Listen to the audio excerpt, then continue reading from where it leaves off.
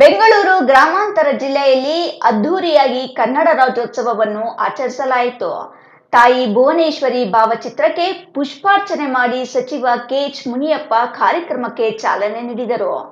Devanahalli town ಕ್ರೀಡಾಂಗಣದಲ್ಲಿ ಕನ್ನಡ ರಾಜ್ಯೋತ್ಸವ ಆಚರಿಸಲಾಯಿತು. ಕನ್ನಡಾಂಬೆ ಭಾವಚಿತ್ರವನ್ನು ದೇವನಹಳ್ಳಿ ಪಟ್ಟಣದೆಲ್ಲೆಡೆ ಮೆರವಣಿಗೆ, ಪೊಲೀಸ್ ಇಲಾಖೆ, ಶಾಲಾ ಮಕ್ಕಳಿಂದ ಪಥಸಂಚಲನ ನಡೆಸಿದರು. ಕೆಂಪು ಮತ್ತು ಹಳದಿ ಬಣ್ಣದ ಬಲೂನ್ಗಳಿಗೆ ಗಾಳಿ ತೂರಿಬಿಟ್ಟ ಸಚಿವರು ಮತ್ತು ಅಧಿಕಾರಿಗಳು ನಾಡ ಭಕ್ತಿಗೀತೆಗಳಿಗೆ ಶಾಲಾ ಮಕ್ಕಳು ಭರ್ಜರಿ ಸ್ಟೆಪ್ಸ್ ಹಾಕಿದರು. ಭುವನೇಶ್ವರಿ ತಾಯಿಯ ಸಂಕೇತದ ಗೊತ್ತಾಗಿರ್ತಕ್ಕಂಥ ಕಾರ್ಯಕ್ರಮಕ್ಕೆ ಇನ್ನಷ್ಟು ಮೆರುಗು ನೀಡಿದಂತಹ ಗೌರವ ಸಚಿವರಿಗೆ ಮತ್ತು ಎಲ್ಲ ಗಣ್ಯ ವ್ಯಕ್ತಿಗಳಿಗೆ ಅಭಿನಂದನೆಗಳನ್ನ ಸಲ್ಲಿಸ್ತಾರೆ. ಕಾರ್ಯಕ್ರಮದಲ್ಲಿ ಜಿಲ್ಲಾಧಿಕಾರಿ A B Basavaraju, CEO Anuradha, SP C K Babu ಭಾಗಿಯಾಗಿದ್ದರು. ಜಿಲ್ಲಾಡಳಿತ, ಜಿಲ್ಲಾಧಿಕಾರಿಗಳು, ಜಿಲ್ಲಾ ಮುಖ್ಯ ಕಾರ್ಯನಿರ್ವಹಣಾಧಿಕಾರಿಗಳು, ಪೊಲೀಸ್ ವರಿಷ್ಠರ ಆದಿಯಾಗಿ ಮತ್ತು ಅಧ್ಯಾಪಕ ವೃಂದವರು,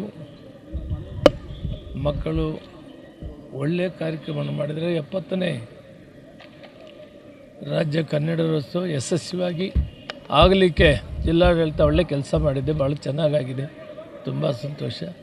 ಕನ್ನಡವನ್ನು ಉಳಿಸಿ ಬೆಳೆಸೋದಕ್ಕೆ ಇದೊಂದು ಪ್ರತಿ ವರ್ಷ ಕೂಡ ಒಂದು ಪ್ರೋತ್ಸಾಹದಾಯಕ ಒಂದು ಕೆಲಸ. ಜೊತೆಗೆ ಸಾಧಕರಿಗೆ ಒಂದು ಸನ್ಮಾನವನ್ನು ಕೂಡ ಕೆಲವು ಮಾಡಿದ್ದೇವೆ. ಒಟ್ಟಾರೆ ಮಕ್ಕಳನ್ನು ಉಪಾಧ್ಯಾಯರು ಚೆನ್ನಾಗಿ ತಯಾರು ಮಾಡಿದರೆ, ಒಳ್ಳೆಯ ಪ್ರದರ್ಶನವನ್ನು ಮಾಡಿದರೆ ಅವರೆಲ್ಲರಿಗೂ ಶುಭವಾಗಲಿ. ಇದು ನಿರಂತರವಾಗಿ ನಡೆಯುವಂಥ ಕೆಲಸ. ಕನ್ನಡ ರಾಷ್ಟ್ರಕೂಟರು, ಚಾಲುಕ್ಯರು, ಹೊಯ್ಸಳರ ಕಾಲದಿಂದ, ಅಕ್ಕಬುಕ್ಕರ ಕಾಲದಿಂದ ಇದಕ್ಕೊಂದು ಇತಿಹಾಸ ಇದೆ.